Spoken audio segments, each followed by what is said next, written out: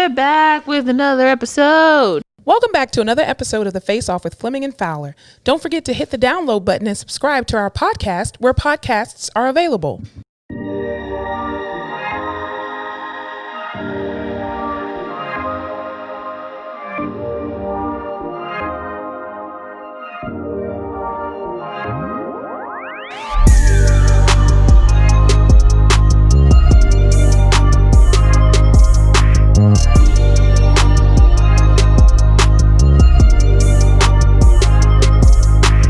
All right, everybody. Welcome back to another episode of The Face Off with Fleming and Fowler. Oh, it is good to be back. It's good to be back, y'all. We have skipped a week, and it feels like forever. Feels like I haven't seen Alyssa forever because she hasn't been in acute care, so we haven't really worked together at all. I missed your face. Oh, I missed you too. And then we didn't see each other during Thanksgiving. How was your Thanksgiving? It was good. I took a tumble early in the week. Wait, were you drinking or no? I had alcohol in my system. Yes, that is correct. I would not consider myself drunk. What were you doing when you fell? So my family's very active and competitive. Yeah. Which is weird because I'm not athletic. Yeah. And so they were literally like all my cousins, my uncles, they were all outside playing volleyball. I had one glass of wine. I just refilled my glass of wine. And I was like, I'm going to go watch them play volleyball. I'm going to get in on this action. I stepped off the porch. I rolled my ankle, trying not to break the wine glass. I tumbled onto the ground, holding it high above my head. So you saved the wine. So I saved the wine. Oh my gosh. I scratched the fuck out of my knee. So yeah, that was my Thanksgiving. It's all a blur after that. We had a small Thanksgiving, which was nice. Yeah. It was just bare minimum, the essentials. We pulled it in. But my the house we have Thanksgiving at, my aunt, they've been trying to sell their house for a while, and just like in the last couple weeks, they've sold their house, they've sold their lake house, they've bought a new house, and then her mom, who is moving in with them because her husband passed from COVID and the brother, they are selling her house.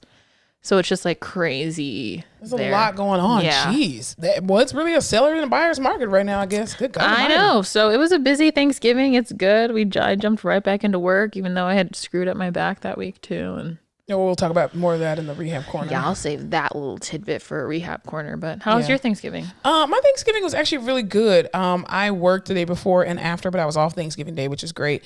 I just cooked I was cooking for a bunch of people, but it was just me. My cousin did come over because she wasn't able to travel because of the military. And so she just came over. I cooked a bunch of stuff. Did you get a tofurkey? No, I just do like a meatless Thanksgiving, which is really still great because I do all the great sides. I did like mac and cheese. I did collard greens, dressing, cream corn. Beans, grains, tomatoes, I made a cheesecake. Chicken, lamb, I made potato salad. What kind of cheesecake? Just like an old fashioned, old school New York style cheesecake. Yeah. And so I made like yams and, she made a pound cake and then brought some over. And my family did like a Zoom because like Thanksgiving is our big family holiday where we usually get together and we travel and all that kind of stuff. And so because of course with coronavirus, we just decided to everybody have their own little thing at their house. And then we got on Zoom at a particular time and we just Zoomed together like, hey, how are y'all doing? What are y'all cooking? Because, everybody pretty much cooks the same thing for Thanksgiving anyway.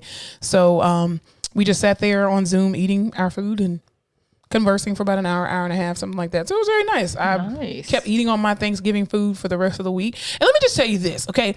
I know this message is specifically for Plies, okay? Remember Plies came out with this message that was like, all right, you cook the food on Wednesday, you eat it on Thursday, Friday you're pushing it, Saturday you're going to get worms, Sunday you're dead. First of all, if I can meal prep for my weekly lunch and dinner for 5 or 6 days, what's the problem with eating Thanksgiving leftovers? I didn't throw my Thanksgiving leftovers out until today. Now I stopped eating them on last Wednesday because that made a complete 7 days, but don't judge me. You know what? I stand with Plies. This is why. What? Do you remember that song he has when he's like, I'm looking for one female that I can turn into a spoiled brat? What does that have to do with Thanksgiving? He just spoke to me. I really identify with that line. So I stand behind everything he says. Oh my God. I also don't eat leftovers, so. You're spoiled. That's not spoiled. I have a very sensitive, delicate palate. You don't even eat. I don't. because I have a sensitive, delicate palate.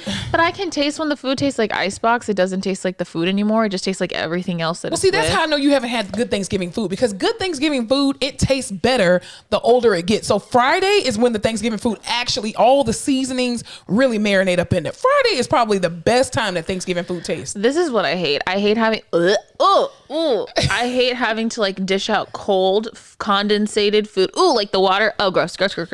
I hate like. What food do you eat that has water in like, it? No, but once you put it in the icebox for a day and you get it back out the next day and there's like condensation on it, it's all cold and congealed and you have to reheat it. And First of all, are you from the 1940s? Who says icebox?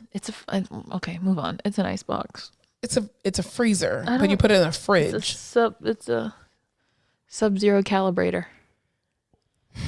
That's your white side coming out. It's an icebox. Is what it is. An icebox. Wow. I haven't heard that term, and you say I'm old. Wow. I'm sorry. In the refrigerator. In the refrigerator. Thank you. Thank you very much. Anyway, I don't like putting things in the refrigerator, then having to get them out, and they're nasty, cold, damp, congealed, and then I have to heat it up, and it's just not right. You could never survive in my house. I love leftovers.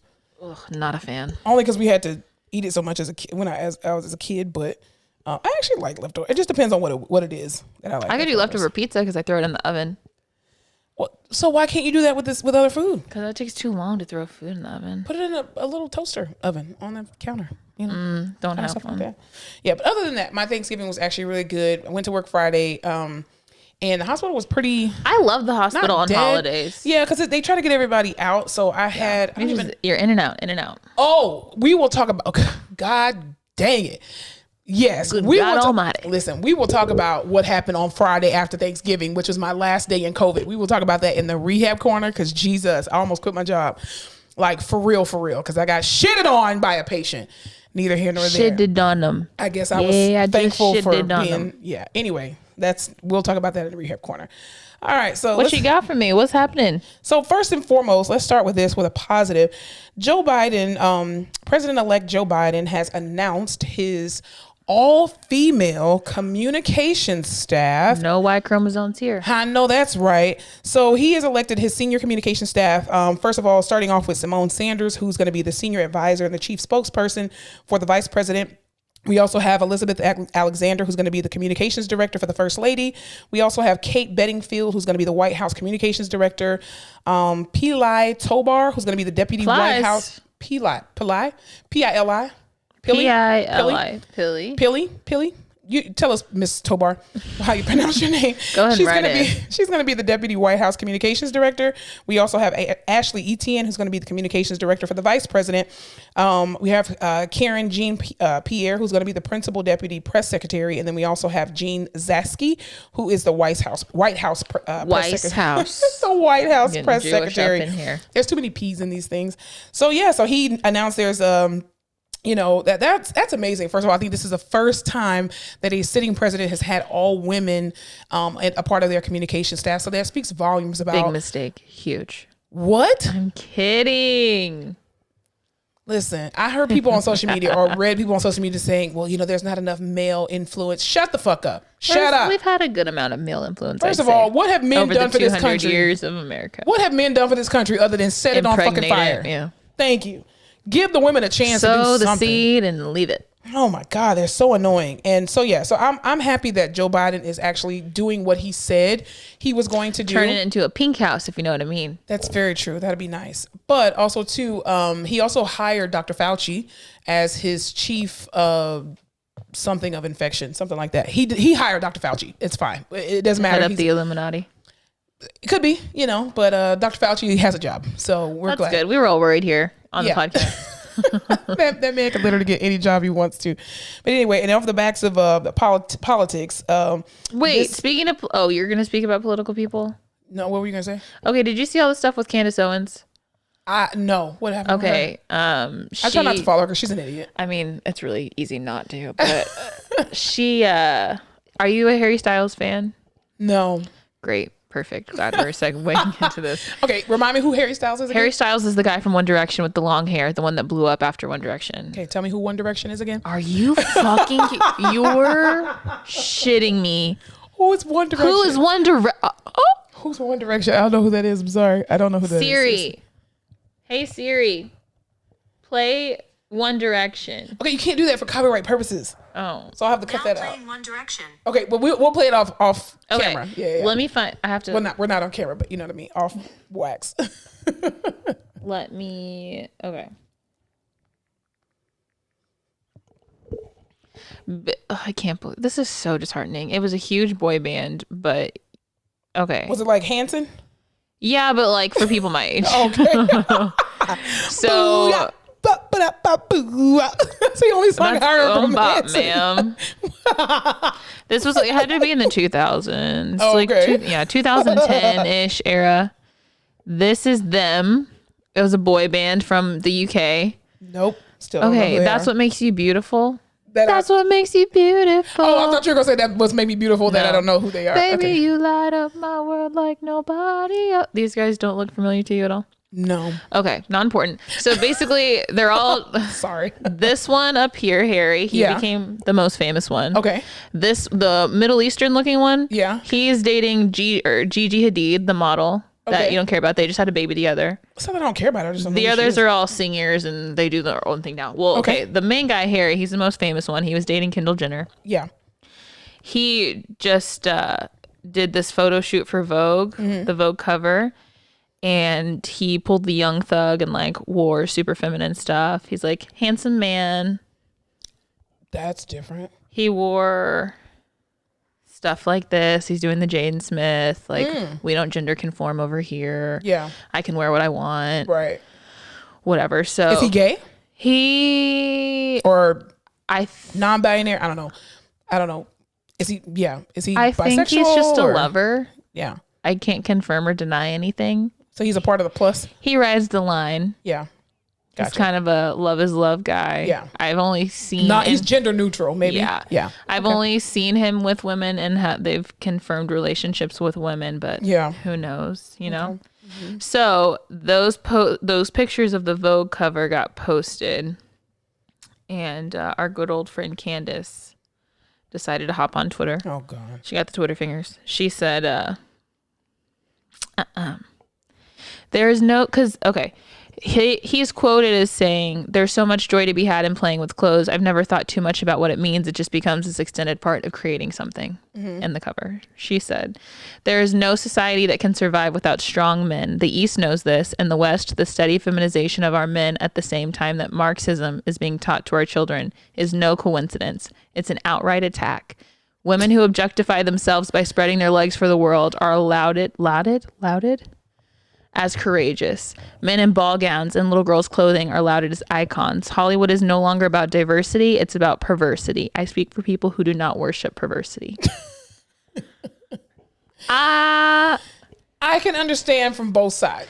I can, but I'm just like, dude. That was a bit much, but I can understand where she's going. She just went there. She took it. She did, but the thing is, I think she has to be cognizant of the fact that back in the day, like prehistoric times, men wore dresses or, togas, things of that nature, right? Even in the Bible days, they wouldn't walk around with no pants on. Men didn't have pants on like that. You went to battle. I mean, look at the movie 300, because, we love to base reality off movies. Some 'cause Gerard Butler. that's what I'm saying. Like the 300 literally fought in skirts. And they were the most barbaric and manly men, right? I get what she's saying with regard to how men nowadays have moved from, like, remember in like the early 2000s, there was this new term that was coined metrosexual, right? And it just went off because they were like, oh, this man is gay because he has skinny jeans. And it's like, no, this person just really loves fashion. I mean, there's a lot of men who are in the fashion realm who may dress women who are not gay. For example, there's one celebrity stylist. His name is Jay Bolin. He is married and he dresses the crap out of men and women. He actually is more known, I think, for him dressing women than anything. But he's just a great dresser. And I get it how she can say, that masculinity in a dress is not masculinity at all. But at the same time, clothes are clothes and history is just repeating itself. He also wore the fuck out of it. Exactly. I think there's just, for such a long time, guys liked maybe a pattern that was more feminine or something that was a more feminine silhouette, and everyone said that's gay shit, you can't wear that. Yeah. And now everyone's like, why? I can wear whatever I want. Now, I'm not going to date a guy that's in a dress. That's my personal preference. Yeah, but that's your personal preference. Exactly. But I'm not going to say that every guy who wears pants is a manly man, because there's a lot of men who are not manly men in pants. Like, there's nothing wrong with that. And especially too, when you're in Hollywood, people in Hollywood are like considered to be different, quirky, eccentric kind of people like that anyway. So they can get away with wearing a lot more different things. He's on the cover of Vogue fashion. Right. Fashion's not wearable. Like, exactly. When you think high fashion, no one wears that shit. You can't wear it to Walmart. Art. That's very He's true. wearing art. Exactly. She just, I mean, like I said, I can get it from both sides, but at the same time. She said they are teaching Marxism in the schools. It starts with boys wearing skirts. This is an attack. Well, I mean, when she talks about Marxism, like teaching Marxism in the school, I can understand that because I was actually just watching this thing on, was it YouTube? Where it was like this. Fell in the hole. Well, I love YouTube. But anyway, they were talking about how, there's this gay agenda in the schools with even having drag queens come into the school and do like story time with the kids. That I don't personally agree with, only because you should not force a parent's hand when they are ready to discuss something with their children. And if these are elementary, aged kids, kindergarten, first grade, they don't even know what a drag queen is. You don't know if their parents have talked to them about it. I would hope that their parent would have had to sign a permission slip or something like that to say, hey, yes, story time with a drag queen. Or they may just say, oh, we're going to have story time. We're going to bring a drag queen. You know what I mean? I love story time with a drag queen. First of all, I know that's not for everybody, but that sounds fucking dope. I used to live in Atlanta. And when I lived in Atlanta, before I actually moved to Texas, my cousin, she took me to this very famous drag show. And it was phenomenal. I wish I had went to more, but I can understand, again, as a child and a parent not wanting or feeling comfortable to talk to their children about, even sex or two men being together or two women being together, let alone a man now dressing as a woman, impersonating a woman and all that kind of stuff. Like, again, you shouldn't force somebody's hand, but I don't necessarily think there's a gay agenda in the schools where they're teaching, all right, so here's the subject of Mr. Carl is now Miss Kim. Like, there's not a curriculum that's teaching children that. But I mean, I'm also not in elementary school either. I'm not a parent, so I guess I can't really speak on that. It's hard. I don't know. Because what if there's a kid in your class whose parents have decided, like, listen, Jimmy wants to be Jamie now, and he's been to counseling, and we've tried everything, and he literally, it's just making it worse. And if he wants to wear a skirt to school and he's still doing good and he's not causing trouble, we're gonna let him wear the damn skirt. Exactly. But so now you have to address it. Yeah, cool. Even I saw this TikTok the other night about this lady who her son kept playing with these Barbie dolls, and it was like one of the blind reaction videos. He kept playing with his sister's Barbie dolls. And so his mom was like, I noticed that he kept playing with his sister's Barbie dolls and he wasn't playing with his toys and his trucks and all that kind of stuff. And so she ended up taking him to the store, and they went to the toy aisle, and she let him pick out the Barbie dolls. And, the guy who was doing the blind reaction was a guy that's gay. And he was just like, started crying like, oh my God, these are the parents that need to be here in the United States and just to embrace their children and blah, blah, blah. And there is, culturally too, there is this kind of disdain of, or not disdain, but that's totally wrong word. There is this delineation of boys are supposed to play with boy toys and girls are supposed to play with girl toys. But then when you have a situation where if your child at an early age is moving toward one direction, what do you do? But then even again, culturally, there are some cultures, like, for example, Jamaicans, they don't play very well with homosexuality, especially in little boys. Like, you're supposed to grow up and be strong, and that may be their mentality. Even in the African American community, it's not very accepted. Like, you may know your son is gay or has feminine tendencies, but some people will try to beat that shit out of a kid, or introduce them so much so to, go ahead and have sex with this girl at 9 years old or some bullshit like that. You know what I'm saying? Just toxic ass shit. But I mean, at the core, it's like, even to kids playing with like how Fisher Price has these things where they have like a makeshift kitchen and a makeshift like laundry room and all that kind of stuff. Why aren't we teaching little boys to play with this stuff so that they learn how to cook and be comfortable being in the kitchen?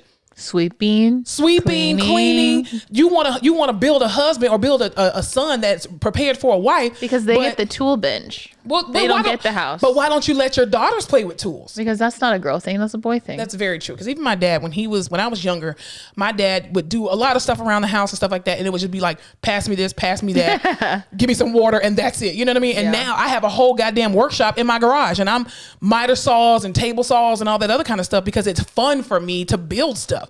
But why wasn't that allowed when I was a child? You tell women all the time, you should learn how to, change a flat tire. You should learn how to change your own oil. Where was my opportunity? Thank you. You wouldn't teach me that as a child when I first got my first car. Yeah. Or not as a child, but teenager, whatever the case may be. But yeah, I mean, I can see it from both ways, but I think that was a bit harsh, the way she said that. Yeah. Nonetheless. But that's just a fun little tidbit I saw on the internet. We went off on a whole tangent about that. But piggybacking off of politics, well, this is the last thing we're talking about politics. Rudy Giuliani, who is 45's lawyer, has now what a job, what a job. He just looks like he just needs he just seems like he needs a bath, like he just needs a bath with some Castile soap or something. He just looks really, he has COVID and 45 right 40 well, he was all out talking about, this is a farce, this election, and all that bleeding from his damn hair dye. That's probably, he had COVID back then. He had that fucking fever. Anyway, so 45 tweeted, he said, Rudy Giuliani, by far the greatest mayor in the history of NYC, and who has been working tirelessly exposing the most corrupt election by far, ! In the history of the USA, has tested positive for the China virus. Is he still calling it that? Like, seriously, like, stop being a fucking 2-year-old. It's called the coronavirus, you dumbass. Get better soon, Rudy. We will carry on. Where was this for Ben Carson? Did you tweet about Ben Carson? Did you tweet about Herman Cain when he died from COVID? Did you tweet about anybody else that had coronavirus? Well, because no one else was actively defending him. Very true. Very true. Well, Herman Cain's dumbass was. Rest in peace. Just ass. He was just anyway, he was, and this is why he got it at one of his rallies anyway. But even Ben Carson, just idiots. Anyway, neither here nor there. The man got COVID. Stop playing around. And his son got COVID too. Not Rudy Giuliani, 45's son. Jojo. Okay, I saw this thing and said Carl Anthony Towns, the guy who's dating Jordan Woods. His 7 members of his family have gotten COVID and have passed away, and his mom died too. Isn't that sad? People need to start. Well, isn't he supposed to be in a bubble though? Because he's in the NBA. Yeah, so he doesn't have it. Yeah, just everybody else. That's sad. That's sad. 'Cause I thought he was supposed to be in a bubble, or Yeah, I think people are forgetting that COVID is still going on, and we're going to keep talking about it. I don't care if you're sick of hearing about it, because we are sick of dealing with it too. But guess what? We still have to go out and do our job. So fucking suck it up and put a fucking mask on. Anyway, so all the other things in the news, the Grammys actually, the nominations for the Grammys came out this week. People are fucking pissed. People are pissed. But I feel like, aren't people always pissed at the Grammys? Because remember how Drake is always snubbed at the Grammys and everyone gets pissed because everyone thinks he's God's gift to fucking earth. Right. Well, I think too I want to talk about specifically this one particular. First of all, The Weeknd was pissed. Like I said, but here's the thing. Like I said on the last podcast, I don't see what the hype about The Weeknd is anyway. So here's the thing: the first couple Weeknd albums, no one was doing what the fuck. Wait, how many albums does he have? Doesn't matter. I'm not gonna listen to him anymore. You're not. So the first couple, no one was doing what he was doing. It was this very hip hop R&B sad boy depressed shit music with a good with an 808, and everyone was like, "But wasn't that what Frank Ocean was doing?" Kind of, but this was more sex drug fueled. This was because Frank Ocean was more depressed. Yeah, his was depressed. I love this boy who will never love me back. I kind of do drugs. I'm vibing out in my room. The Weeknd is we're gonna get coked out. We're gonna go to a club. I'm gonna fuck this girl I don't care about. I'm thinking about you, and I'm gonna sing about it. And everyone was like, "This is the music I've been waiting for. Where has this been?" I can't. And so he's just, every album is really cool production wise and all this shit, whatever. But I think even too, so I want to talk about specifically Tiana Taylor. So Tiana Taylor, whose album was also very freaking good. Okay, I have never listened to a full Tiana Taylor album because I personally don't care for her voice. Are you kidding? I think she has a great voice, but see, you have to understand my ear. I'm sorry, you're classically trained. No, I'm not. I'm not classically trained, but I love a singer's singer. Okay, so other people in the industry, people will pattern their entire vocal cords after these people. You know what I mean? Like the Layla Hathaways, the Brandys, the Anita Bakers, the Jasmine Sullivans, the Kim Burrells, the Karen Clark Sheards, the Kiara Sheards, you know, stuff like that. The Clark sisters, pick one. Anyway, and so for me, I like her music videos and her visuals. So I will look at her stuff like that because I think she's a genius when it comes to things like that. She's a creative genius. But one thing that I was very disappointed in is that she decided, or she has made the decision to step away from music. And she says, well, I got to do what's right for my mental health so I can stay alive for my kids. Here's the thing. She did a live and she was basically talking about how she felt like she got snubbed from the Grammys and blah, blah, blah. Then like a day later, I guess some of her core fans got upset. It was just like, listen, you know, we are the people who are supporting you anyway, which I absolutely agree with. And that you are worried about a trophy. And then she comes back on and is like, y'all, it's not about the Grammys. Like, for real, y'all know I've been struggling in this industry since I was 15 years old. I was signed to Pharrell, blah, blah, blah. You know, it's not about the Grammy. Tiana, why didn't you come out with this a month ago before the Grammys were announced? But I thought, wasn't her album really well received, even though it wasn't the album she wanted to put out? Because didn't Kanye fuck up the... Yeah, didn't he leak something? He leaked something. The album he released was not the album she signed off on. Like the song, it was like different cuts of the songs, or he produced them different or something, but everyone still liked it. I just think for artists, here's my issue with people being upset because they don't win a trophy, because that's all the Grammys is a trophy. The Grammys does not give you any extra money. Okay. Because if that were the case, Toni Braxton, when she went bankrupt twice, she wouldn't have had to buy them bitches back. Okay. Number two. She sold her Grammys? Well, no, they got, no. She didn't sell them bitches. Okay. They took them. Okay. That was a part of her settlement when she went bankrupt. They took everything of wealth or of worth, basically. What the fuck? And she had to buy them back. Well, the second time she went bankrupt, it was because she had a bunch of medical bills. And I think she did it more for protection than anything that she was necessarily running out of money. The first time she went bankrupt, they took everything, including her Grammys, and she had to buy them back. But then she won her lawsuit against Babyface and what's his name? L.A. Reid. Anyway, neither here nor there. My point is this. You as an artist, your goal, supposedly, and I'm using quotations when I say this, is to put out music for people to love. What a slap in the face to say then, because I'm not nominated for a Grammy, I don't want to do music. Now, she's already said what she said, which is, it's not because of the Grammys why I'm stopping to do music. Here's my problem.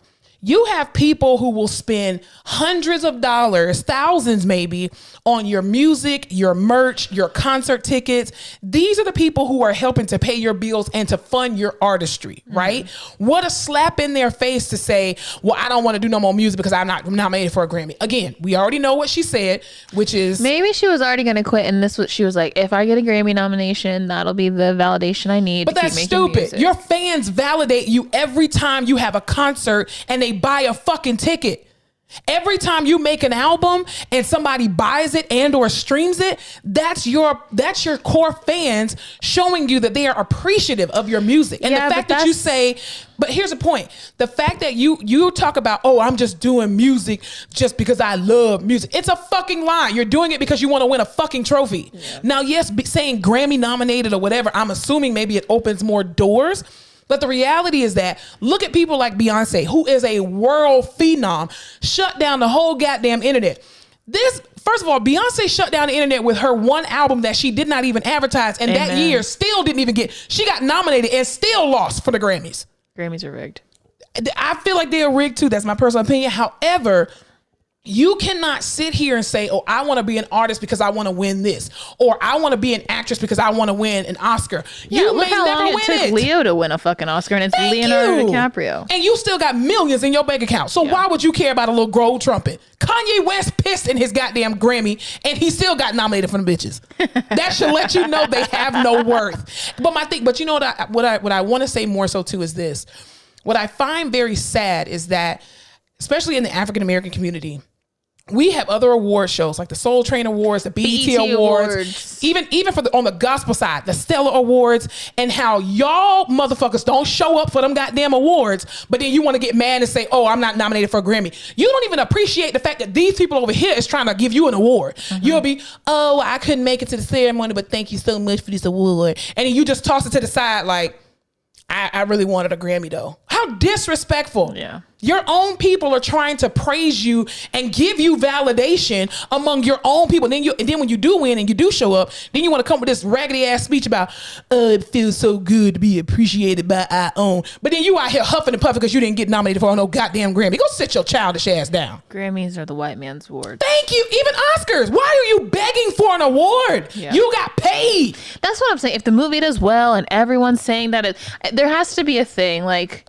how at the hospital where we have patients all day, right? And you're working your ass off and your patients are like, thank you so much. You're helpful. But like, you would like to be recognized by your job. No, you get a pizza party. That's all. Yeah, you get a pizza party. You want the pizza party, right? Even if it's bullshit or the fucking wow card, even though it's bullshit, but you're like, and all these people all day are telling you, thank you so much. Yeah. Your work is beneficial. And you're like, yeah, that's cool. But I'm working for a fucking wow card and a pizza party. I want this piece of paper that says I did my job. So maybe when you do it so much, you're just like, I want to be formally recognized. And I'm not saying that that's not wrong. It's not wrong. She's not wrong, or anybody, even The Weeknd. Yeah. You're not wrong. Because I mean, that makes sense to me. Recognized. If your movie or your record is selling, if people are talking about it positively, if there's interaction with fans, then like, you're doing pretty good. But if it doesn't happen, it's okay to want those things. I'm not saying that it's not okay. What I'm saying is not okay is slapping your fans in the face who are actively helping to fund your career by participating financially. And every time you come out with something, they're right there. I mean, just even piggybacking off what you said, I cannot tell you during this pandemic how many articles have come out with patients that I have personally worked with who their physical therapist that they work with because they got a lung transplant gets all the glory. Oh, I want to thank everybody at this hospital and blah, blah, blah. Well, where's my name, bitch, when I was wiping your ass? In the gym over here. Girl, I've been over here wiping your ass, helping you to walk so you can get qualified to get your lungs, and you don't even mention my name. Do I give a shit? No. Sometimes. For a second. For a second it bites and you're just like, damn, you couldn't even say. Well, because remember when you were crying over here, you didn't want to get up off the bed and I made you. And exactly. Now you have lungs. And now you have lungs and life. Ungrateful piece of shit. And then you want to, I want to thank all the doctors and the nurses. Bitch, what about PT? You selfish son of a bitch. Oh, that's my favorite. It's just, we want to thank all the doctors and the nurses. I'm sorry. I'm like, the doctor walks in here for 15 seconds, tells you what he's doing, walks out, doesn't even remember you. I know your cat's name, how you met your wife, why you hate your third son. I got all these pictures taken of your family members. We put them on the goddamn boards trying to help your psychological how to wipe your ass now warfare. that you don't have an arm. Man, listen. And you could give a shit about me. Yeah, but we're over it. We don't care about that. Yeah, and I still show up to work and I do my damn job. You know why? Because it's not about recognizing me. It's not about the work. It's about the work. And even if nobody listens to, because even too, there was you know how they've been coming out with all these different what are they called? The Spotify kind of thing. Where the results, year in music or whatever. So apparently, like even Tiana Taylor, she had 162.8 million streams and a total of 8.4 million hours. I'm a million of those streams. 15.2 million listeners in over 92 countries. Now I know that's a lot of numbers, right? Streams don't mean nothing because you got to get like 1,000 streams just to get a penny or something. But my thing is even and it's not just about her, but it's about everybody who's complaining. Because even gospel artists were complaining about, well, I felt like so and so got snubbed. Listen. It's a slap in the face when the people who are putting their asses in the seats for your concerts, who are buying your albums, who are going to see your movies, whatever the case may be. These are the people who you should be wanting to please and wanting to, get validation from, because these are the people that are actually supporting you. If a Grammy is not supporting you, why do you keep supporting it?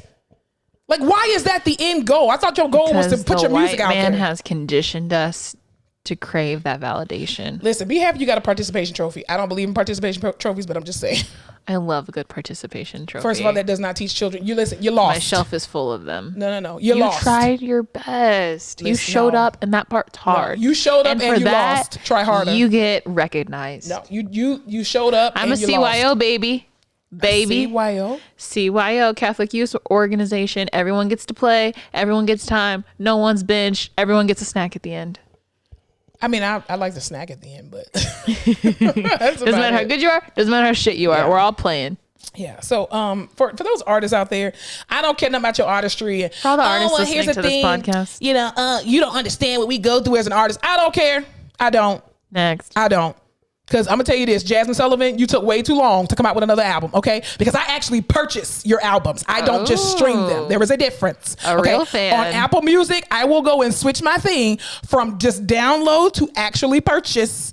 Brandy, I purchase. Okay? Did you see Victoria Monet's pregnant? Yes. I kind of thought that because I saw like a picture of her face and I was like, that nose, she has a pregnancy nose. But she's Pregnancy gorgeous. nose. Yeah, I there's a pregnancy refuse. nose. You have a glow in your nose when you're pregnant. Like highlight? I thought you meant like it gets fat. Well, yeah, that too. But it's a glowing kind of thing. Why are you touching your nose as if you're pregnant? Are you pregnant? No, but I already have a fat nose. Ma'am, I can't with you. I want Anyway, a nose job. I love Victoria Monet, and She looks cute as shit pregnant. that's another person. I buy her albums. Okay, I don't just download them. Now, real artists that I like, I will buy your stuff. Other people, I'll just download I'm it. streaming everything. I'm not fucking doing that shit. That's not Corona. That's just call. Anyway, Yeah. So again, do it for the people who actually pay for your music, who show up to your concerts. Stop slapping these people in the face because you want validation. That's who all your validation should come from, is the people who put their asses in the seats, buy your merch, follow you, all that kind of stuff, and support everything you do. The fans, instead of Period. Poo. a bunch of old ass people on a board who don't even know who the hell you are anyway. I don't even ever know who gets nominated for Grammys or who wins. Well, there's a whole board, and there are some artists that are on the board, but the reality is it's based off your record sales. And if your record sales don't sell, as much as even when Beyonce lost that one year and Adele won, you can compare the record sales. Now, we probably felt like Beyonce sold a whole bunch of albums, but the reality is people probably streamed that shit more than they bought it. And you know what? Adele did exactly what she should have done. She said, cool, but this shit ain't mine, Beyonce. This is for you. And because she's a fan of Beyonce. I refuse to accept this because I know. She's like, she had a way better album. She was like, it made my friends feel good and blah, blah, blah. But the reality is, she's great. And somebody can fact check me. Maybe Adele sold more albums than her, because the reality is Adele is just as huge as Beyonce, especially overseas. And Beyonce is a better singer. And that's just facts. I mean, I love you, Adele. I mean, printer. It's just the reality of what it is. Anyway, I fucking hate that Taylor Swift is always nominated for shit though. But again, you got to remember who her audience is. She got them little kids who will convince their parents to buy her albums, and them kids will stream that stuff. Well, shit, do you remember when forever. Nicki got pissed off because Travis was selling his album in a pack together or something, and then Stormy was out here fucking pushing out albums for Travis with Kylie? Well, you can't get mad at the promo, babe. Be mad at your team because they didn't think of it first. Don't hate the player. Pretty much. So, moving on from that, Nate Robinson and Jake Paul. Let's talk about it. He got knocked the fuck out. I don't know. So I saw that before. Why was I watching that, dude? I was watching it live as it happened. Just happened. I'm sorry. Can you pass me that chapstick? Sorry. Hold on. Pause. I'll cut this out. Ow! Son of a bitch. What did you do? Oh, it's caught in the blanket. You always say you'll cut it out. You never cut it out. Yeah, because it's funny, so I might not cut this part out just because we're having some technical difficulties. Thank you so much. My lips are dry. I need my chapstick. Don't be out here with ashy lips during the wintertime, okay? That's all I'm saying. All right. Are you okay now? Yeah, okay. Okay. I take that back. I don't think I was watching it live. I think I was on Instagram as it was live happening. Oh, okay. So I was getting live updates on Twitter and Instagram. His ass got knocked the fuck out. He really did. It looked so bad. Yeah. Well, okay, so I had gone through a Twitter hole, Instagram, YouHoop. Have you ever heard of it? Of course. YouTube dark hole one time looking at are we talking about Jake Paul or Logan Paul? I always forget. Wait, isn't Jake and Logan brothers? They're brothers, but we're talking about Logan Paul. Wait, Logan was the one who's been canceled because he's racist, right? Yeah, and showed the... Yeah, but then Jake is his brother. Is Jake the one who was fighting? Yes, Jake is the one who was fighting. Logan, I think, is the one that's canceled. And he was dating... Yeah, okay. Anyway, Jake Paul, the one that was fighting. Yeah. I fell into a hole on his shit because he was training for this like slap championship, like in Russia or something. Because hasn't he been boxing for a few years? Yeah, I think he's been a boxer for a while, but he saw these people and they like, it's like a slap competition. I've seen those and I love those. Yeah. So he was training and he was about to go to like Russia or some shit and enter this big competition. And he was slapping watermelons. That's how he was practicing. And there was a video of him. He was like, I want to slap someone for real. So I know what I'm getting myself into. Like, I don't want to be scared when I go up there. How about you be slapped so you'll know what you're getting so he into. had been slapped. Yeah. He was slapping people. Mm-hmm. And they get this huge guy. Huge, double his size, big man. Mm-hmm. He slaps the fuck out of him and the guy passes out. Jake Paul? No, the guy he slapped. Wow. And I was like, what? This is fucking insane. And he said after that, like, he got so scared that he could do that to someone that he canceled it all because he was like, dude, you ain't that strong. Maybe the fat guy was just obese and has high blood pressure. I mean, I watched that video a couple times. It looked fucking scary. You ain't gonna slap me, I'm gonna kill you. He was like, yeah, I had this feeling when I went into that forest in Japan and filmed those people who were dead that I shouldn't do it. And I didn't listen. So I'm gonna listen to it now and not go slap some motherfucker. But I was like, can you imagine slapping someone so hard that you knock the shit out of them? But they have regular competitions like that. There's other people. I know, but it's insane. Yeah. I mean, well, if you hit them the right way, you're gonna pass out. Even if I slap you and I hit your ear and bust your eardrum, I can make you pass out like that. Yeah, so I wasn't too surprised when he knocked him out with his fist. First of all, were they doing this for charity though? I don't know. I thought they were just it was like a celebrity like death match or something. Yeah. Well, first of all, Nate is not a boxer. He is an NBA player, and I think you just need to. He is a prime example of keep your day job. Yeah. Well, did you see that now he's gonna box Floyd Mayweather in February? Jake Paul. Oh, you're gonna die. He's gonna box him. You're gonna die. I can't wait to watch.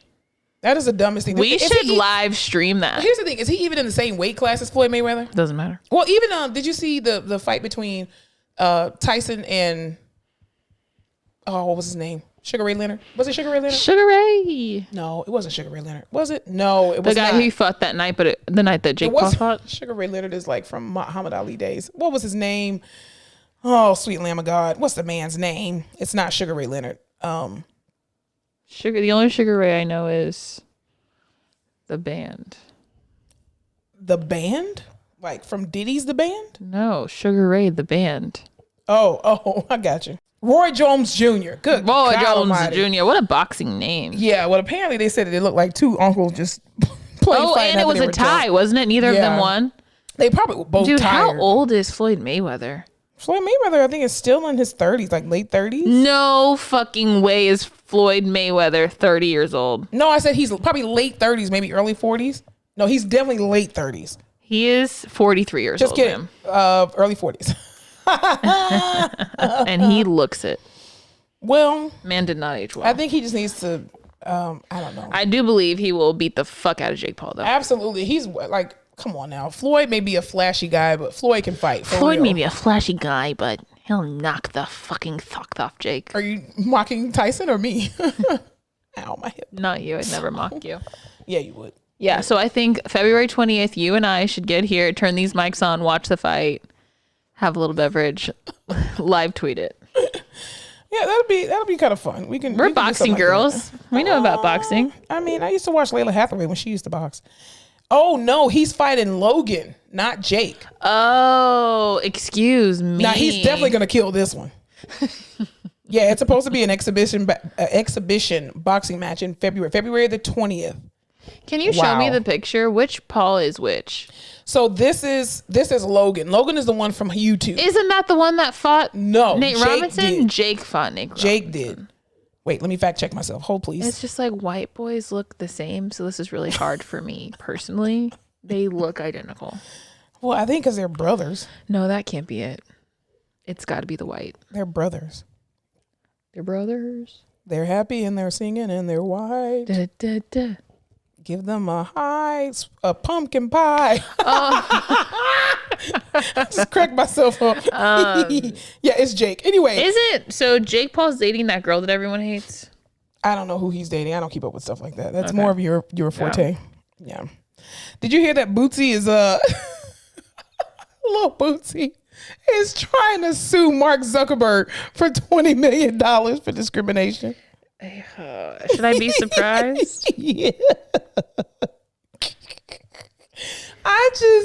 Boosie is hilarious. Like, he's like a car crash that you just cannot turn away from. Like, you know it's going to happen and you just can't turn away from it. And I guess his reasoning for suing Mark Zuckerberg, which is like, Mark Zuckerberg is not the one who took your Instagram page away. He was like, who do I need to sue at Facebook? Like, he probably doesn't know you. It's the people who are regulating Instagram with you putting crazy stuff. What did he post that got shut down? Well, there was one time, he's gotten his Instagram suspended a few times because he'll be like, put your pussy on live so I can get you $1,000. I'm like, there's nothing wrong Boosie, with that. that's prostitution. Like, you can't do stuff like that. He's a man of the people.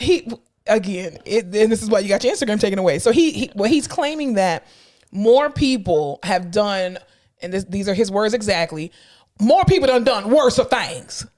I love Louisiana. I need to move. Worse things than him and still have their page. And so he's suing him because he's saying that he's missing out on a lot of business deals because he does a lot of promo on Instagram and it's discrimination. So he's suing him for $20 million.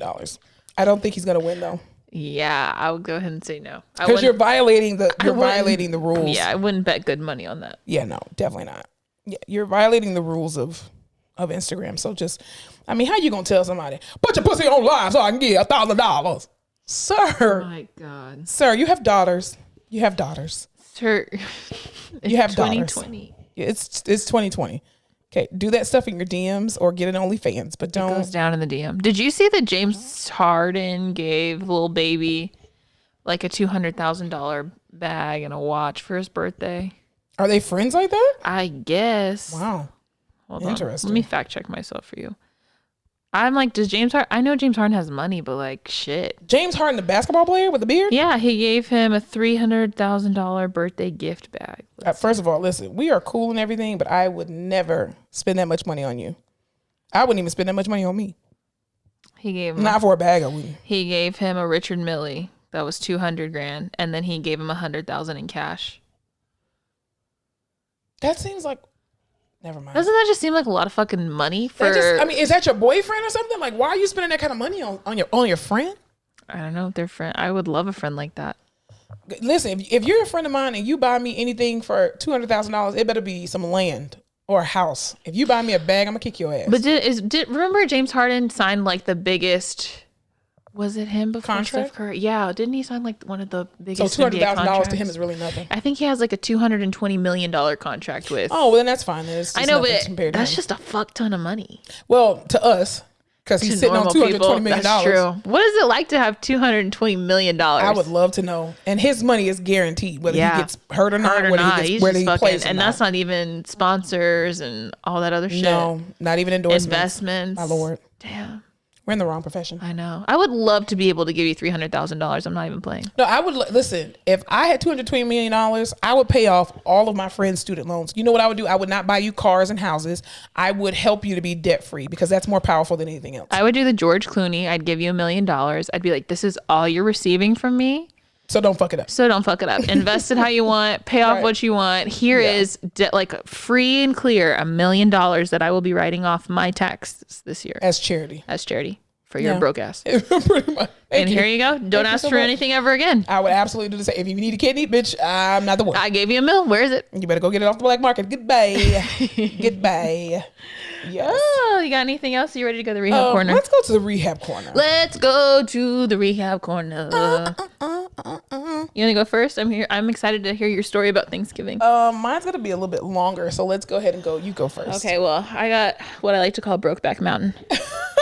I literally broke back. The Tuesday before Thanksgiving broke the shit out of my back. And I was going to say, how? I sprained a glute. I think I pulled my glute. How you pull a glute muscle? Wow. I'll tell you exactly how. Let me take you on a trip. Let's go. So, it may be not a surprise to you. Inpatient rehab is not always my cup of tea. Really? It drains the shit out of me emotionally. You seem like you love it so much. Being stuck with the same person for an hour and a half literally takes It's depressing. Everything from my soul. Yeah, it's depressing. I'm a mover and a shaker, and I get kind of stuck down there. Anyway, I had an eval in the afternoon. So did one of the other OTs. And we both kind of just like wham about it all day. Because we were like, oh, okay, we got to get this done. Mine was this lady who only spoke Russian. So I was just like, oh, it's hard to do therapy with someone who doesn't speak English. I'll say it. And I can bullshit my way around Spanish, but Russian, there's no way. No. I don't even know how to say hello in Russian. Exactly. Donkashe? Das vidanya. What is Donkashe? Is that French? What is that? I don't know. It sounds Swedish. Dutch? Who knows? That's what John Wayne used to say. Anyway, go ahead. So I go in to see this eval, and she was like, I'm not getting up. Yeah. In her broken English. And I said, ma'am, you gotta. And she was like, I just got some medicine from the nurse. I am not getting up. There is no way. Da da da da. So I went outside to the nurse and I was like, hey, what medicine did you give her? Because she doesn't want to get up. She's really worried about it. She was like, I gave her a stool softener. I said, interesting. So I went back in and I said, ma'am, I know you're worried because you haven't gone to the restroom. Yeah. Moving helps with that. I can give you about 30 more minutes to rest, but we do have an hour and a half of therapy to get through. It's already 1:30 p.m. and I leave at 4. So we got to kind of get it running. And she was like, no, nope, absolutely not. Nope. And I was like, I'm not fucking doing this. So I walk out. As I walk out of the hallway, another OT is walking from the very end of the hallway. As I throw my hands up, she throws her hands up. And I was like, ah, shit, what happened to her eval? So I go over there because her patient was a cardiac patient and she doesn't do heart shit. She was like, he's saying that he has all this chest pain and he just doesn't, I don't know what to do. And his blood pressure is doing this and that. And I was like, perfect. I'll go see your cardiac patient. Do you want to switch? She was like, yeah. I was like, my patient doesn't want to get the fuck up. If you can get her up somehow, be my guest. She won't get up with me. Because this girl, the OT is way nicer than I am. So I figured it'll be fine. So I go in there to see her cardiac patient. Have I chart reviewed thoroughly? Of course not. I just know that he came from CV. He's supposed to go home on hospice, but now he came from a sniff, wants to go home on hospice, but somehow he's been finagled into 3 hours of aggressive therapy a day. Man wants to die. Let him go. So he's like 45 years old. He has an old BKA, so it's not new. Yeah. He has a prosthetic in the room. I go in there. He's just like this 45-year-old man, kind of overweight, very anxious. So I'm like, what's the deal? He's like, oh, I just have all this burning in my chest and blah, blah, blah. And I said, okay. So we take his vitals. They're pretty okay. I'm like, is the pain radiating anywhere? What's going on? And he goes, no, it's not radiating. Then this is what I hear.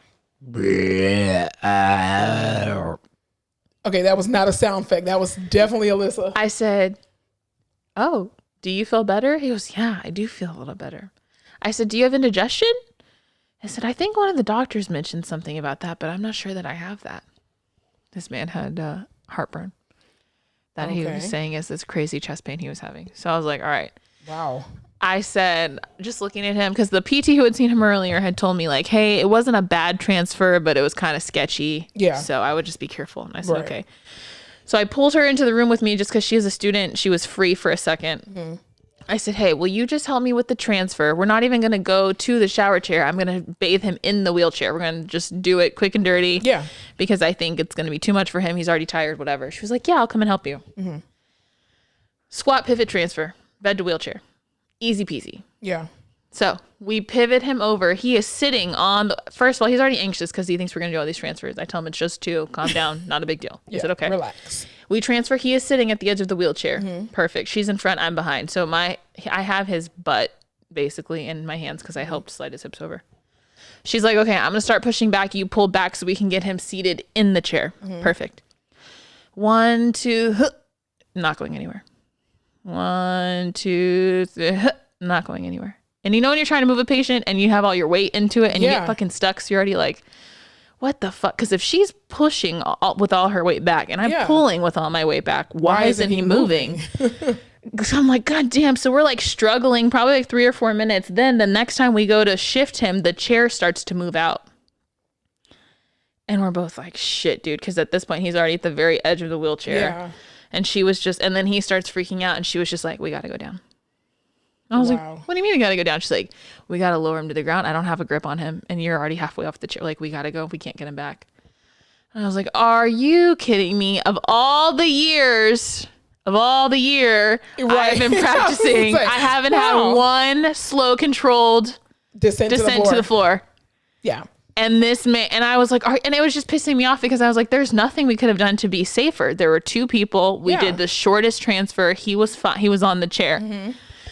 So anyway, he's on the floor and then he starts freaking out. Just like, oh, like hysterically crying. Hysterically crying. He's like, all I want to do is go to hospice and you made me come here. He's like, oh, I'm so scared. Ah. So I'm trying to be nice because you're not trying to be a bitch. Like, I understand it is very scary. Right. But also on the other hand, I'm like, you've had this amputation for a while. So like. Yeah. Your residual limit's fine. Yeah. So anyway, and I was like, hey, sir, are you hurt? He's like, no. And I was like, are you scared? He's like, yes. Okay, well, shut up. So the PT was like, hey, you're afraid of falling, right? He said, yeah. She goes, well, you've already fallen. You're on the floor. You cannot get any lower than you are right now. So we need to get it together so we can teach you how to get up off the floor because now we're in the fall recovery territory. Exactly. Right? So mind you, we're sitting on the floor. He's now just going limp. Like we had good sitting balance. There is now nothing there. So I'm literally behind this man, straddling him, hugging him, trying to keep him up. He's like 300 pounds. Oh, wow. You left that part out at the very beginning. Yeah, he is 300 pounds. Sorry. Don't know why I didn't say that. So that's pretty important. It becomes evident pretty quickly that we ourselves will not be able to get him up off the floor with his one leg, his 300-pound body, and his lack of willpower to do anything. Yeah, because he's crying. So I'm like, let's hit the call button. Let's start calling for help. We have yet to notice that the fire alarm has been going off. It's screaming. Why has the fire alarm gone off? Because it's broken. Did he pull it somehow? No, there's no fire alarm. It's just coincidentally, as we're falling to the ground, something triggered in the fire system. No wonder he's afraid. He's like, oh my God, the world's ending. The fire alarm is blaring through the whole freaking unit. So no one can hear us. No one's paying attention to that call bell right then because they're trying to figure out if there's a fire or not. So I'm like, shit. And so she's like, I gotta go. I just gotta run and go get someone. And I was like, okay. So it's just me and him. I'm trying to hold up his body. And he's he's the one who told me that his arm does this because of his stroke. His involuntary movement that looks like a noodle arm. Interesting. Like one of those gas station noodles. Oh, yeah. Yeah. So he starts doing, and I said, okay, listen, with your good leg, when we start to stand, I need you to just try to put any kind of weight through it so we can get a little, he starts doing that. My leg slips and it just won't. Being dramatic. It's not going to do anything. And I was like, this is going to be a fucking ride. So we finally get him to the point where he's kind of up a little bit. I'm now in a full, I just took off his brief because we were going to shower, right? Yeah. So he's in a gown, no brief. I'm now in a full squat on the ground, both ass cheeks in my hands, balls in my face. Oh my God. We're trying to put 3 of us, 30 minutes, trying to push him up on the bed while trying to also do a little bit of fall recovery training. So this isn't a total waste. Roll him onto the bed. And I think I was just in such a deep squat. And the angle, when I came up, I just pulled all right here. Yeah. Oh, girl. I would have left. Get you a Hoyer lift. See, that's what everybody's asking. Why didn't you get the Hoyer? But the thing is, too, the Hoyer doesn't go all the way down to the floor like that. So you wouldn't have been able to get him up. Also, the last thing on my mind was the fucking Hoyer. No. I was just like, we just got to get it. Yeah. And I honestly, in a normal situation, I think we would have been able to, but I think he was just so distracted by the fire alarm. Yeah, not in the right mindset. Because that's what I was telling the physical therapist. Like, we've had people who are like quads who are truly dead weight. Yeah. And you can kind of finagle them any which way because you can flop them around. You can manipulate their body. We went to the ground because this man was actively pulling himself he was pulling himself forward with the bed rail. When we transferred, you know how it just comes down right here? He was pulling himself forward. That's how we fell off. Should just beat the shit out of him. He was stronger than the both of us. Yeah. I need rehab at this point. I don't know why the hell he's there. Girl, but yeah, after that, I was like, my back is fucked because I lowered him over the wheelchair down to the ground. I hope you went to employee health and got your stuff documented for workers' comp purposes. Oh yeah. I met my good friend down there. She took me, or I had to go to the med clinic and get checked out. Good. By someone who manual muscle tested my arms and then told me not to lift more than 20 pounds for a couple days. Interesting. Super beneficial. Because your arms definitely were the ones that were affected, not your back. Yeah. And your glutes. Yeah. And then I wasn't working with him anymore, so it was fine because I could feel myself already being super frustrated with that situation. Yeah. So I don't want to go in there and be frustrated with him. So the therapist that was working with him, she is an angel baby. And she was like, it's just, he's really inappropriate. He keeps hitting on me. Like, he says weird things, but he also had a hemorrhage a long time ago, so maybe it was that. No, the people be in their right minds. They know what they're saying. So my dumb ass was like, you know what? You've worked with him for a long time. I'll take some time from you today. I'll go work with him. Bad choice. No, it was gross. It's inappropriate, weird behaviors. You need to send him with a man. I don't have any. Y'all got one. Yeah. That's true. You got one. One PT. We got one. One male PT. And even with him, he's super impulsive. So yeah. Probably less grabby though. Yeah. So yeah, that's how I hurt my back. And then right after that, I fell on Thanksgiving. And because You are 26. I know. And you are already breaking down. That's not you need to find another career already. I need to find a husband. Yeah. Who says, you and me both. You've worked too long. You've only worked a year. What the You've hell? worked too much. And it's just time for me to take over. I can't. Well, on a same shittier note. A literal shittier note? So my voice is going, what? There's no poop emoji side effect. No. That's what I want to. Oh my God. On a shittier note. I can't. Anyway, so this week, which was the week of Thanksgiving, was actually my last week in COVID. Oh, thank you, Jesus. I went to my immediate leadership and basically told them that, hey, I've been in COVID for the past 8-9 months. Since this damn thing started, for my own mental health, I need a break. And for my body, it's more so for my body than anything else. Her mind. No, I don't want to sing that. Her mind telling her no. We don't sing that here. We don't support Robert. Oh, shit. We do not support Robert Kelly on this podcast. My body's telling me no. Also, that's right. Because what your body should have told you, Rob. Okay. I'm not. Anyway, so this week was my last week in COVID.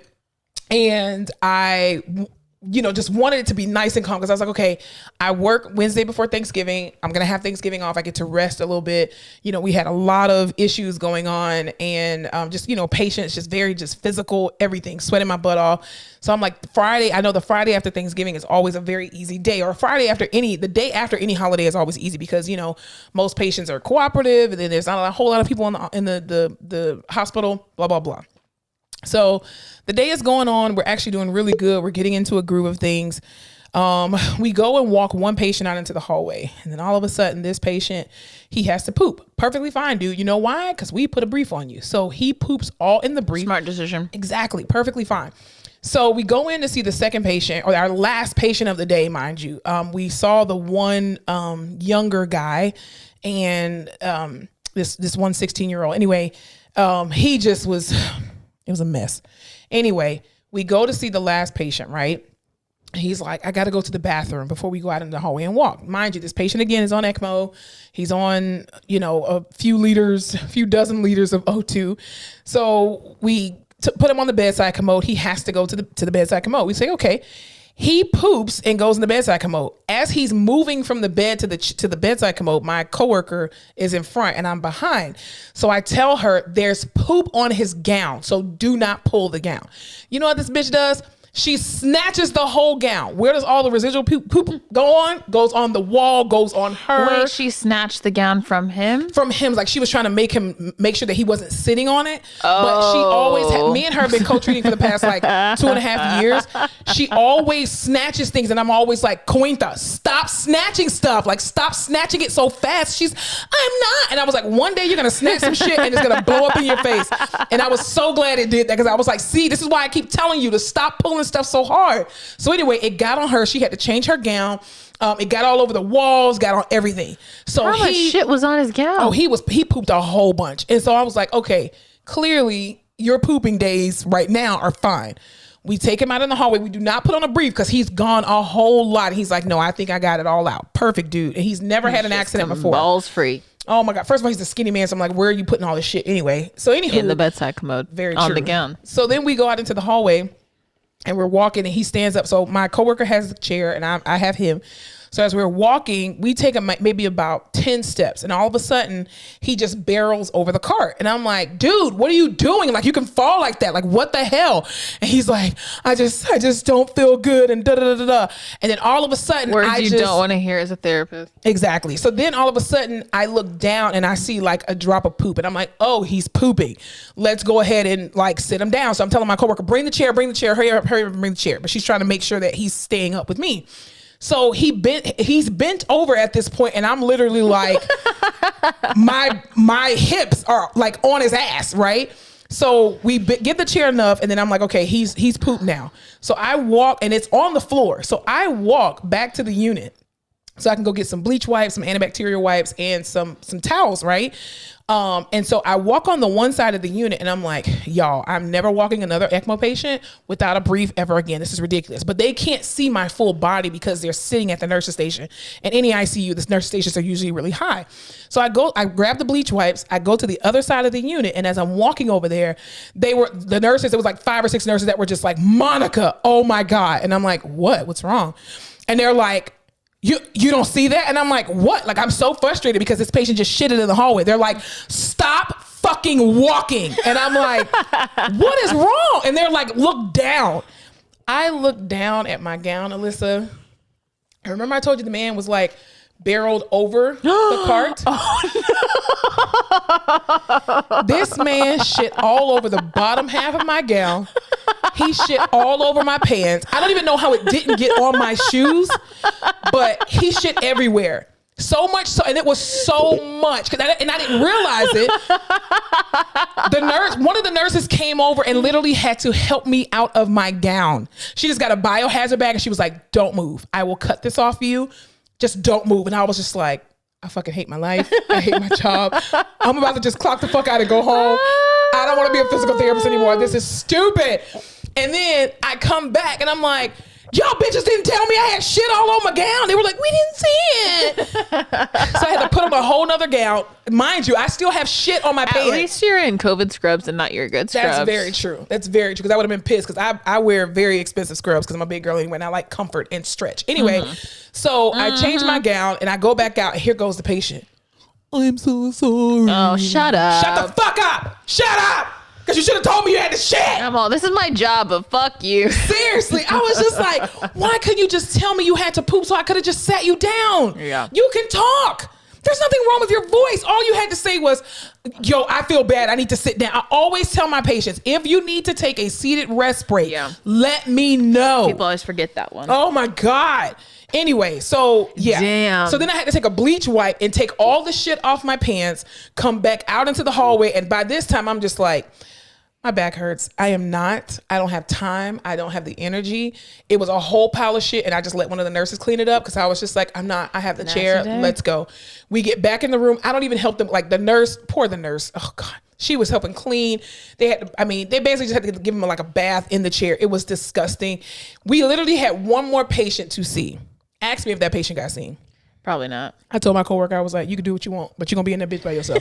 I'm done. I'm out. Covered in I'm going to the break room to get my little COVID snacks. Rice Krispie treats. I'm getting my Rice Krispie treats, a bag of chips, and a free tea, and I'm getting the fuck out of here and I'm going to lunch. We did not get out that floor until 1:30. From 9 a.m. to 1:30 p.m. And ask me, had I sat down one time? I'm sure you didn't. No. I was so pissed. I never charted so hard on a keyboard and so fast to get the fuck. I was just like Kermit the Frog, like this motherfucker. I was so mad. I was so incredibly mad. And then like I made like a social media post and I was just like, today's my last day in COVID and a patient shit all over me. They sent you out with a bang. We are not okay. Your healthcare workers are not okay. Then here comes somebody. Well, the patients are not okay. Fuck you! Fuck you and them patients, okay? This is not about the patients right now. This is not about the patients right now. This is about the healthcare workers, and we are tired. We're tired. Yeah. So all last week, the week after Thanksgiving, I was in my blessed unit CVICU, and I loved it. However, 3 different days, I had 4 different patients that like tried to die on me. Oh, I had like one guy, I put him on the bedside commode. He was like, can I please just go on a regular bedside commode? I was like, sure, sir. He gets on the bedside commode. All of a sudden, this bitch turns white. And he's a white man, but he turns like sheet white, like pale white, passes out on the fucking bedside commode. I have to slap the shit out of him. I'm like, dude, wake the fuck up. You slapped him? I slap every patient. You pass out on me, I will slap the shit out of you. Okay. And I'm slapping you not to be aggressive. I'm slapping you to wake your ass up. So, and then even the nurse was like trying to pinch him and stuff. And we had to stand him up and throw his ass on the bed. Thank God I was wearing a gown because he pooped on me as well too. We got poop on different places. Then this other guy, one of my coworkers, I love her to death, but she's so much. We see this one guy, he has a transvenous pacer. For those that don't know, it looks like a little bootleg Game like Boy. A Game Boy, yeah. Like a Game Boy where the surgeons can literally control your heart rate with these wires. That shit's sticking out of your chest. Right, but he was being paced by the. It wasn't on. Well, it was on backup too because his heart rate, I guess, had been going below 35. So he's being paced at 35 exactly. So we walk in, his heart rate's like 64, and we're like, okay, let's just try to get up. I have him at the edge of the bed. The man is fine. My coworker comes in, OT, and she's just asking him all these questions, and I'm like, hey girl, I've asked him all these questions. Let's just get to the fucking chair because I don't think we have a lot of time before this bitch pass out. So he's sitting there and all of a sudden he starts having these tremors and I'm like, shit, he's about to pass out. She proceeds to want a whole dissertation. Hey, so these tremors that you're having, is this something that normal before the surgery? And I'm like, lay his ass down now. And she's like, what? Bitch, lay his ass down now. You know what the man does? We love specifics. His eyes roll in the back of his head. I just snatch his ass and throw him back in the bed. She's like, oh my God, thank God we were both here. Ma'am, I just told you he was about to pass out. Like, do you not have enough patients pass out on you to know when they gonna goddamn pass out? Then I had this other patient on, what was it? Was it Friday? Thursday. Me and my coworker, Cointha, who I always co-treat with, we're seeing this one patient and everything's going great. And the patient actually has a developmental delay. They put MR in his chart, which that is so when they do incorrect. that. I hate that too. And they literally spelled it out. And I'm like, nobody uses that term. Stop using that shit. It's you the know old better. doctors. It was a resident. Oh, really? I was like, dude, you're a fucking resident and you're using Mental MR, delay, which is mental, RETARDATION. Spell it yourself. Anyway, you're not supposed to say that. Anywho, so we get this guy to the chair. Everything's going fine. And then all of a sudden, I happen to look at his telemetry and I'm like, his QRS is very small. TUV so that bitch. But here's the thing. I look at, and I'm like, the map is going to like the 50s and then the 40s. And I look at my coworker and I'm like, can you adjust his wrist, please, where his A-line is, just to make sure that that's real? And she's like, the man's wrist was the straightest it has ever probably been in an art line. So I look at him and I'm like, this is fucking real. So she's like, okay, I'm gonna go ahead and put the legs up. She puts the legs up. The man's eyes roll in the back of his head. He starts grunting like, which means he's not fucking breathing. And all of a sudden his maps go down to the 30s. And I look at the nurse and I'm like, are we coding him? Yes or no? And she's, you know what I did? Push that fucking button. When in doubt, just hit the fucking button. I just hit the button and I was like, okay, we're in a full code blue right now. So somebody like literally tied the bed sheet to the chair with the fucking jaws of life so we couldn't get it off, so we couldn't toss his ass from the chair to the fucking bed. And the nurse was like, I'm sorry, I'm the one who tied this. So Cointha has his legs. I have his hips and his trunk, and the nurse has his head and his arms. And so the doctor comes in, doctor. And so he's he's like, Monica, be careful. You're back. Because he knows I got a fucked up back. And then he's like, slow down, calm down. It's going to be okay. He's like, the patient, he'll be fine. We cannot have you hurt your back. We can't replace you. So I'm like, Dr. So-and-so, I'm fine. Like, I'm just trying to get this patient out of the goddamn chair so y'all can do whatever the hell y'all need to do. So we finally get the stupid bed sheet untied from the chair. And all three of us just toss his ass over. He's like, Monica, careful. Because the patient has chest tubes and I know I'm pulling these damn chest tubes. And the most horrific part about it all, the patient's mother was standing. In the room. No, she was standing right outside the door, had just walked up to say, oh, I'm here for the morning. And you see your son fucking coding. I was just like, I hate my job. And so my coworker and I just look at each other like, I've had enough excitement for the day. Dude, it was the worst. I had opposite experience. Did I tell you about pseudo seizures? No. Girl. Oh, God. So I had this patient. And, okay, a lot of the patients in rehab right now are a little off. But a lot of our patients are a little off. Yeah. They're just kind of weird. Yeah. And you just kind of, whatever. Just gotta deal with it. I had seen this guy before. And he was a little off, but he was fine. We got through the session. Well, he had, I had been reading in the notes that he had been doing some weird, he was having pseudo seizure activity. No one really knew what was going on. But I hadn't seen it yet. Yeah. So I was like, whatever. We'll let's just do what we can. Get these 90 minutes, or I don't know what the fuck to tell you. So I go in there and he's asleep, and I knew he had been sleepy because the other day I tried to see him in the morning, and the therapist before me said, hey, I can only get 45 minutes with him. He started acting really funny. He had decreased responsiveness. Let me know how he does with you. He was fine with me. We did the whole 9 yards, but he was very sleepy, and the doctor had come in and she was like, oh, it may be the medicine. Yeah. But so I had asked him all the orientation questions. Who are you? Where are you? All the shit. What's the date? And he answered them. 2 seconds later, the doctor walks in. Can you tell me what day it is? I can't remember. I said, sir, come on. You just told me. Let's try to think. Remember, you just told me what day it was. Remember? And I told you. And he's, it's not coming. I was like, okay, cool. Great. They're going to play possum. Yep. And then after that, we had a fine session. So the next day I walk in. It pissed me off because it's 8:30 a.m. All of the lights are off. No one's gotten him up. He's just laying there. I hate that. So I'm busting all the lights on. Hey, sir, sorry to bother you, but we got to start rocking and rolling. I'm going to give you 5 minutes to get up. I'm going to run something and come back. He's like, okay, yeah, I'm waking up. I go in there. I'm still talking to him. He's fine. His eyes are closed, but he's responding, right? Are you in any pain? No, not today. Did you get some sleep last night? Yes, I did. I pull the blanket off. Full body spasms. Eyes rolled to the back of the head and fluttering. Still answering all my questions appropriately. Sir, come on now. Still answering. I'm like, okay, sir. It's not a seizure. Are you hurt? No. I said, okay. Do you need a second?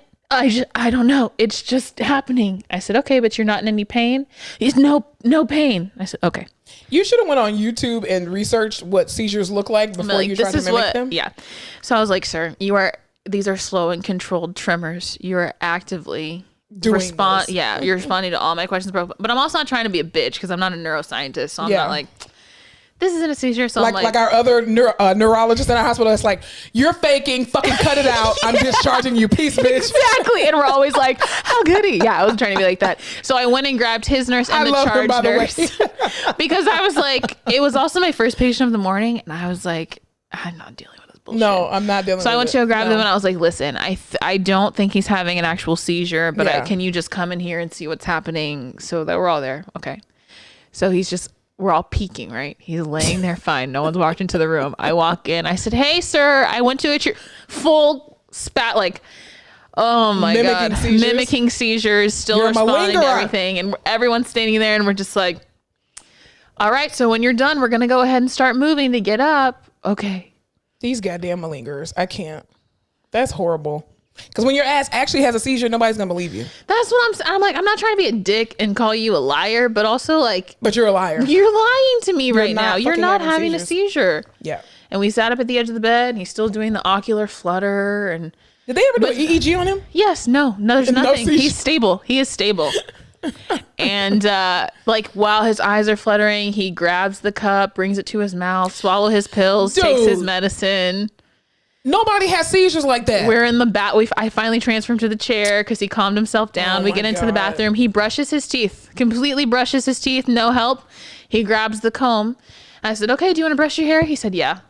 I wait 60 seconds. I timed it because I was like, I'm not going to say anything. Yeah. And I finally, after that, I said, okay, sir, do you want to go ahead and brush your hair? He goes, my hand, it just won't it won't work. I said, what happened? You just brushed your teeth. It was working well. It's just not working now. I said, okay. When I tell you, I said, let me help your hand. Tactile cues at the elbow to get him to here, brush his whole fucking head. And that's where I was like, sir, there are people dying in this hospital. Seriously, and you're wasting a bed. I'm like, you want to go home. You do. You've told me. So let's go home. You're fucking let's bored. do the things. He needs a psych consult. And I'm already weird about seizures because of that one time that guy was having a seizure and he grabbed my hand and I thought he was kidding. When I was a student. Yeah. And he had trigeminal whatever. Yeah. And he started.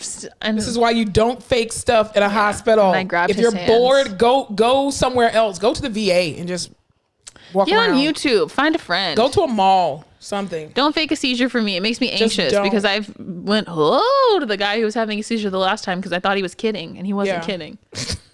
It was real, and I felt really bad after. Yeah, this week has been a very interesting week. I'm honestly grateful that I am no longer in COVID.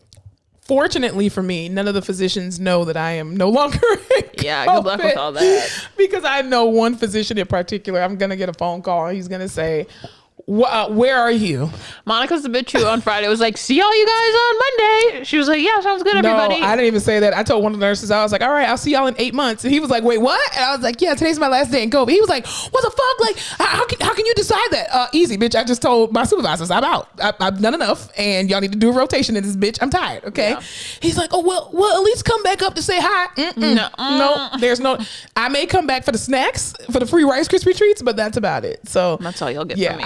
I know this one particular physician is going to be quite upset to know that I am no longer in COVID because I'm actually supposed to, if we were on the regular schedule Monday, I'm supposed to be in there, but no. And then I'm about to go on vacation for 3 weeks.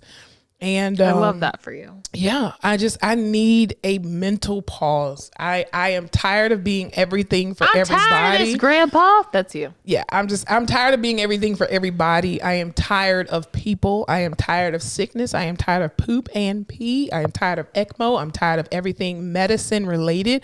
I'm tired of science.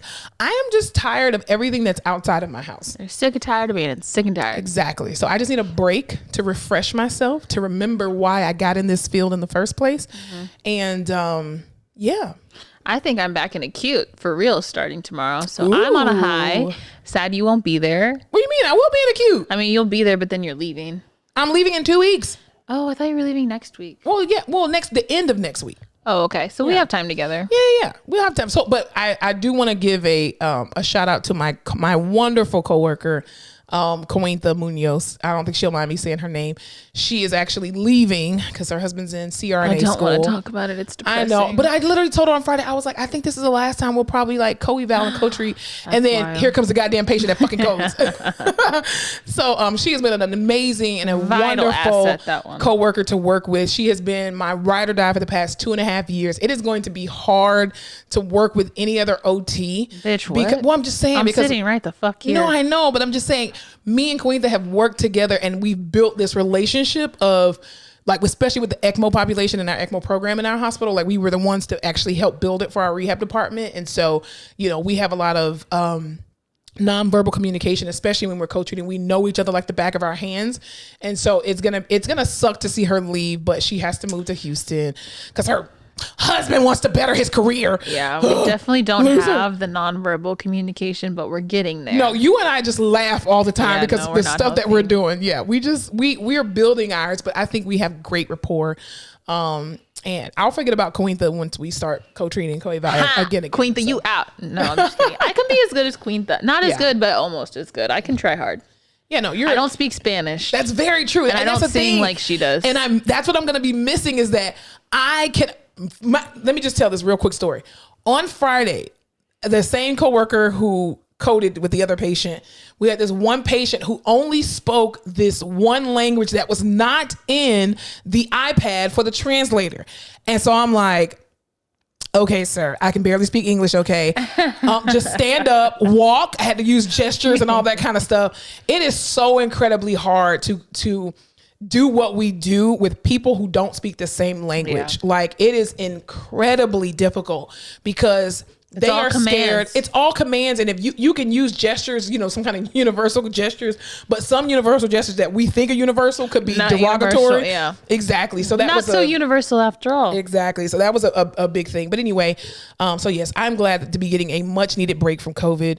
I'm actually going to probably get tested at some point this week, just to make sure. I've kind of been just living vicariously through other coworkers who have gotten tested. And I'm like, I'm around you all the time. I'll go get tested with you. Well, see, I'm just going to get the rapid one where they use a thicker one and they don't try to touch your brain. So I'm going to do that one. Okay.